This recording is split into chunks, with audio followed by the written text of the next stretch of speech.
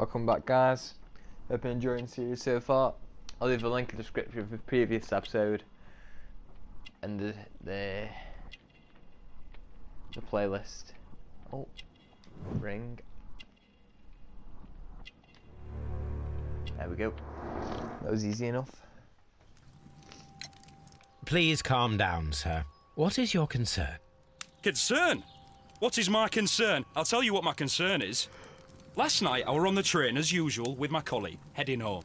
Then along came this ridiculous ticket inspector who started arguing that our tickets were invalid. He made us get off the train, and he was extremely rude about it. Were you aboard the train that vanished last night? Yes, I heard that it disappeared, but I don't care because we would have stopped before then anyway. Our tickets were valid and no doubt about it. And then, to top it all, the ticket inspector pushed everyone else out too, except for a bunch of rich. Well, because their type don't need a ticket. Can you recall anything more specific about this fortunate group? Well, yes. They were all foreigners. Spanish-looking toffs with snake eyes. Goodbye, sir. Sound like the people want to make a bit of money. Ah, Mr. Robinson. Good day to you, sir. Good day. To whom am I speaking? My name is Sherlock Holmes, and this is... Are you a representative of this damned railway company? Because I have a complaint. We are not from the railway company. We are... Well, in that case, Mr. Shamrock Flomes, please excuse me, but I'm not in the mood for idle chit-chat at the moment.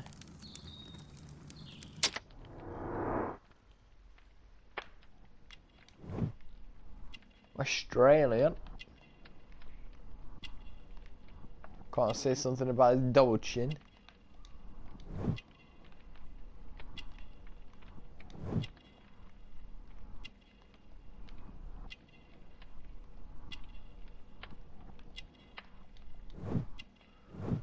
Fancy shoes.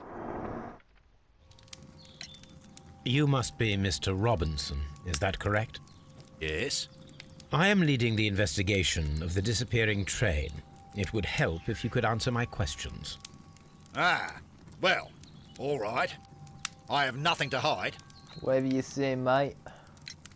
I presume it was you who placed the order for the special wagon. Yes. It was to transport my valuable prototype safely to London. My prototype is a revolutionary device. It is capable of producing electricity. I'm a businessman and an engineer. I had already found several potential customers for my invention, but I was very optimistic about the directors' board who were travelling on the train last night.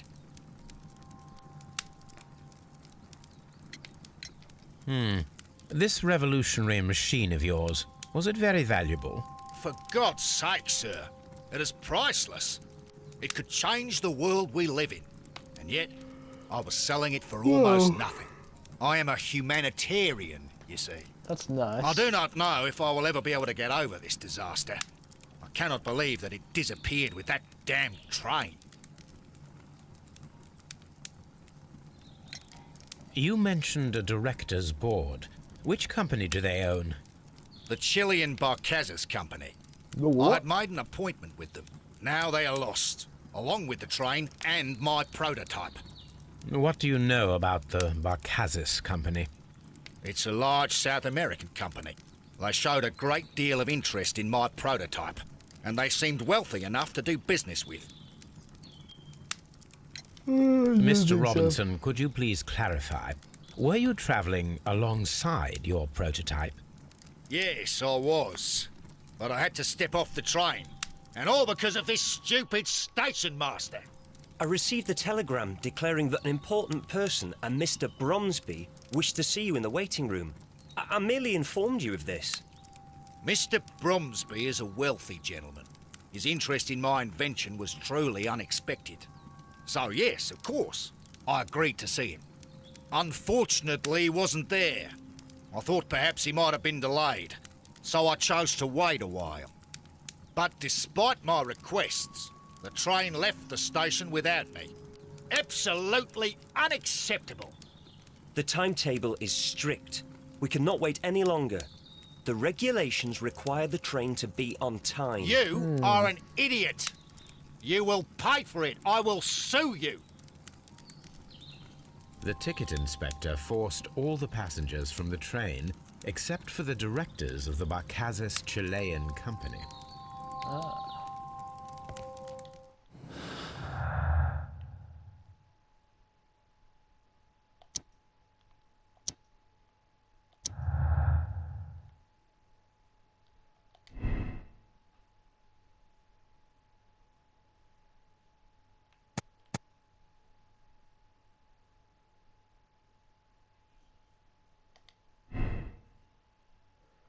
Yeah, I think that's right.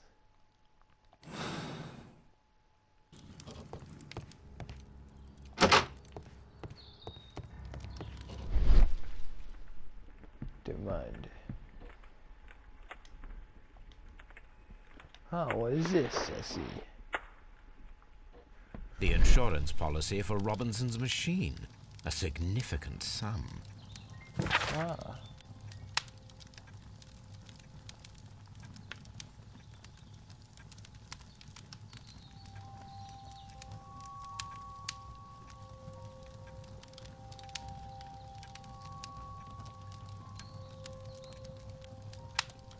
Wow.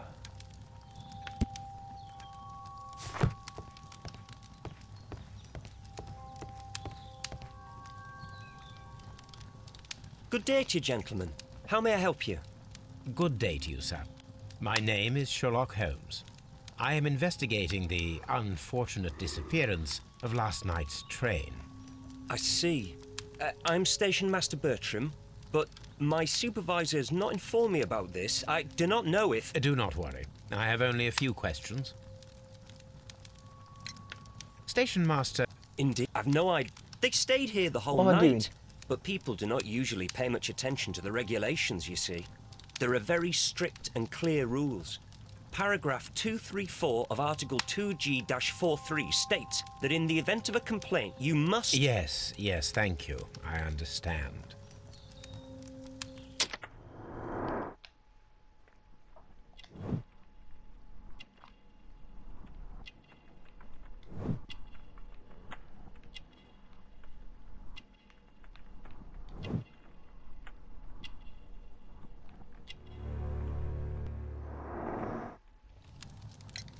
Apart from the passengers disembarking, did you notice anything else that was unusual last night? I did. And I mentioned it in my report to our higher management on the matter. What was it? Sorry, but I can't tell you. The station master's reports are confidential. Confidential, you say? How long have you been working here? I have worked here long enough to be quite capable of managing a railway station.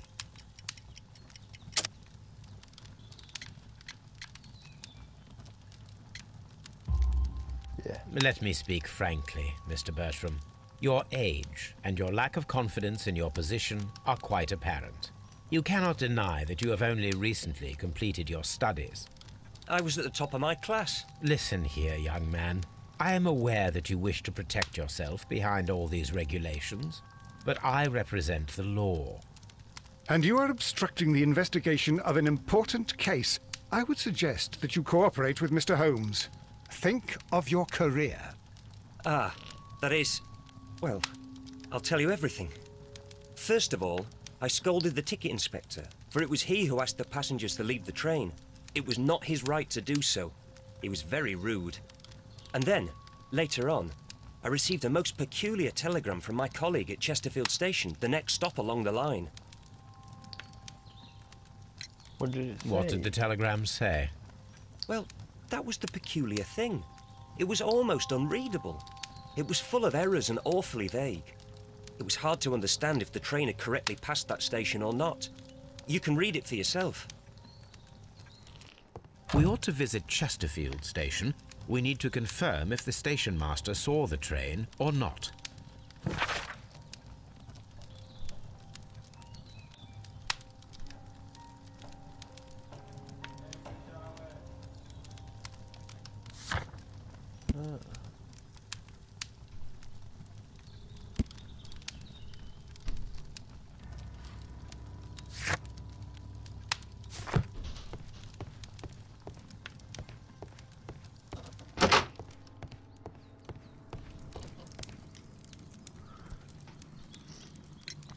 According to this document, you have insurance for your prototype. Oh, thank God. Where did you find it? Near the telegraph station. I must have lost it when I tried to send a message, which I was prevented from doing. I apologise for that, but regulations state that public access to the telegraph is strictly prohibited. Upon my word, you keep on digging that hole of yours. You have no idea who I am. I see that you kept your grip sack with you. Why don't you leave it in the luggage room? I've had other things to think about. I lost my prototype. And this idiot station master just stands here doing nothing to help. Oh, Well, that won't do at all. Station master, I believe that the regulations state that any passenger luggage should be taken to the luggage room. I'll do it right away, sir. Sorry, sir. This Robinson is quite a character. We should learn more about him.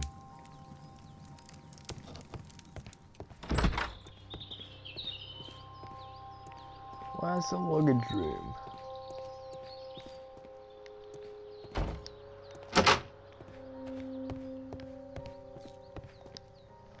Let's have a look, eh? This grip sack belongs to Mr. Robinson. I think we should open it, Holmes. This is what they call force majeure. I'll keep watch. Of course.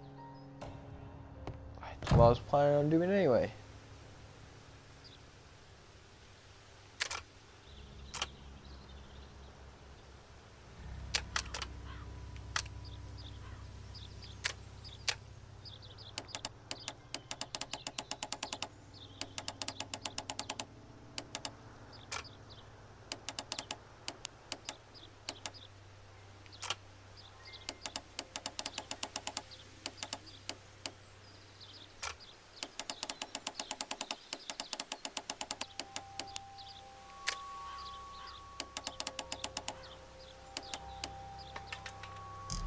Oh, I did it.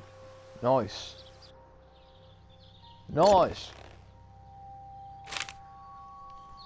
Look, Watson, a bundle of contracts. Very suspicious. We should study them carefully. Mr. Robinson is the seller. An exclusive sales contract. Oh.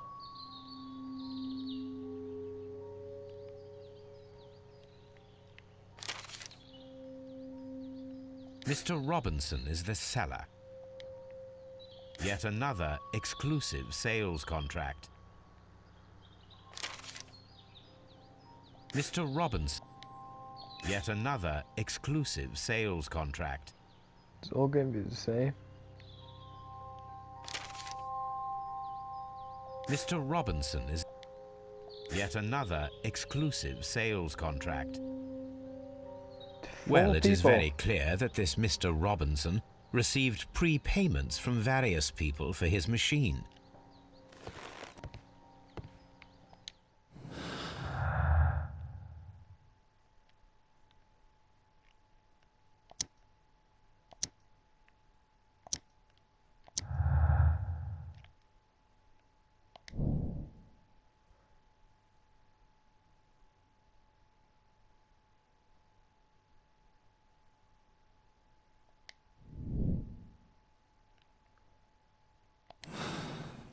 I think that's fully true.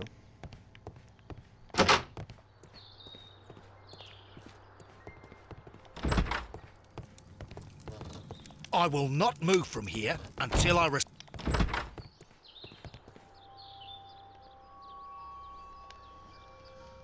Right guys, getting ended there for another episode. Hope you all enjoying it, and cheers for watching. See you next time.